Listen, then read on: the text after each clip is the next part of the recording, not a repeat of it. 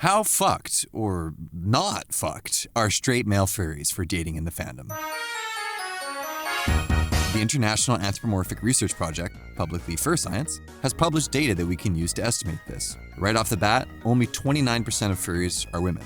Some straight people are attracted to some non-binary people and other genders, but it varies. So to keep things simple, we'll limit to women and keep this in the back of our minds. Next, furries are super gay. The furry fandom is objectively made up primarily of people who are LGBTQIA2S+, with the most common sexual identity being bisexual, making up 26% of all furries, whereas just 20.2% of all furries are exclusively heterosexual. This is in contrast with non-furries, where 80% are exclusively heterosexual. So, to find out how many furry women there are who might be available for a male furry to date, we need to first make sure they're actually interested in men at all. Sexuality is a bit of a continuum. We can see here that there are people who identify as bisexual with some homosexual exclusivity, and some people who identify as almost exclusively homosexual, but have some openness to the opposite sex. Should we consider those people as available for the opposite sex to date? For these calculations, we'll say they are. We'll consider all women except for those who are exclusively homosexual. This leaves 75.5% of furries who identify as female attracted to men. So 29% are women, and 75.5% of those women are attracted to men. Therefore, 21.9% of the furry fandom is female identifying and attracted to men. But wait, there's more. We need to make sure these are single women. 25.3% of all female furries are romantically available.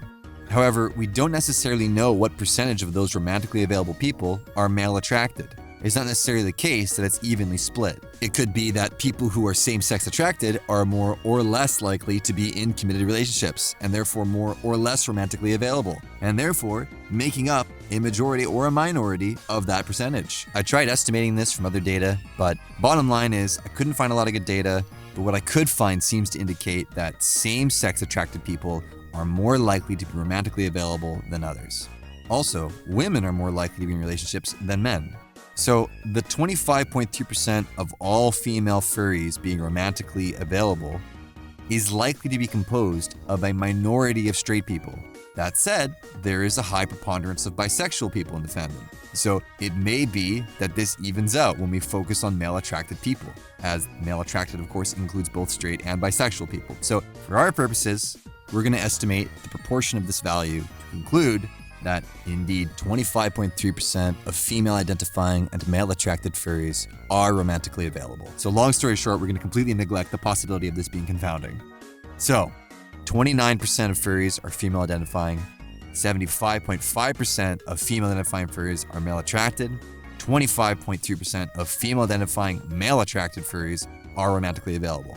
Therefore, we can multiply that together and get our final number, which is 5.12% of the entire furry fandom is female-identifying, male-attracted, and romantically available. That's actually pretty good.